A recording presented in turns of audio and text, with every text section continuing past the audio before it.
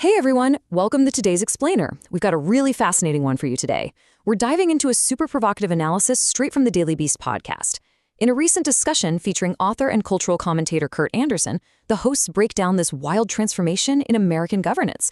Basically, they're arguing that politics has completely shifted away from traditional policymaking and crossed over into the realm of pure, unadulterated entertainment. Today, we're going to trace their whole argument, looking at how historical precedents, pop culture, and modern media tactics are all colliding in today's political arena.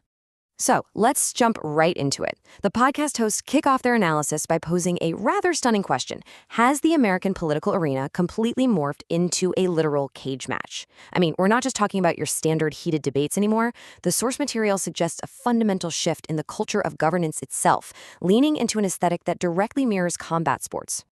To really hammer this home, the podcast points to a very specific image. Remember the recent placement of a UFC octagon directly on the south lawn of the White House? According to the hosts, this isn't just some quirky event space. It serves as a powerful cultural emblem chosen by Donald Trump. It symbolizes a profound shift toward a rule-breaking, spectacle-driven culture that totally prioritizes the aesthetics of a brawl over the decorum of traditional statecraft. All right, so here is our roadmap for today. We're going to cover politics as pure entertainment, a history of the spectacle, the cabinet of sycophants, foreign policy as reality TV, and finally, the limits of the circus. Let's get into it. Section 1. Politics as pure entertainment. This source draws a really fascinating contrast here. Think about traditional politics for a second. It's heavily regulated, bound by strict rules and a certain level of expected decorum, kind of like boxing or the Olympics, right? But this modern political spectacle, the hosts say it's way more like the UFC or even its ancestor, the WWE. We're talking about an arena with very few rules where aggressive theatrical tactics like literal chokeholds are rewarded. And the source points out a pretty crazy irony here. The current Secretary of Education literally helped build the WWE empire. It just shows how deeply intertwined show business and our current government have actually become. But, treating the government entirely like an entertainment production definitely has its logistical limits. The hosts bring up that highly publicized Great American State Fair event as a prime example. You had all these artists, Martina McBride, the Commodores, Poison, even Milli Vanilli, who initially agreed to play. They thought it was going to be this unifying, Live Aid-style national celebration. But the moment they realized it was actually a highly politicized partisan event, they quickly backed out. The source argues this whole embarrassment proves that you can't just seamlessly co-opt pop culture without facing a serious reality check. Moving right along to Section 2, a history of the spectacle. The podcast actually takes a step back here to trace the historical roots of this entertainment-first style. They trace this populist spectacle all the way back to 1829, pointing to Andrew Jackson's chaotic White House inauguration where an unmanaged crowd literally trashed the venue. Fast forward a bit, and the timeline hits the 1980s tabloid boom in New York, then a 1991 Mad magazine parody, and finally, the 2006 satirical film Idiocracy. The author interviewed in the podcast, Kurt Anderson, notes that Idiocracy depicted this showbiz, machine-gun-toting WWE-style president. And honestly, he argues that this fictional comedy has practically become a documentary today. Anderson actually puts a massive emphasis on this specific 1991 Mad magazine cartoon. In it, the future president is depicted as the Wizard of Oz, basically advising beloved characters that jobs are for suckers and openly encouraging them to get into junk bonds, lie, cheat, and steal. The podcast highlights this to show that the cynical, transactional nature of the current administration wasn't just some sudden development. It was recognizable enough to be parodied in a comic book over 30 years ago. Crazy, right? Okay, Section 3, the cabinet of sycophants. So how exactly is loyalty performed in this kind of environment?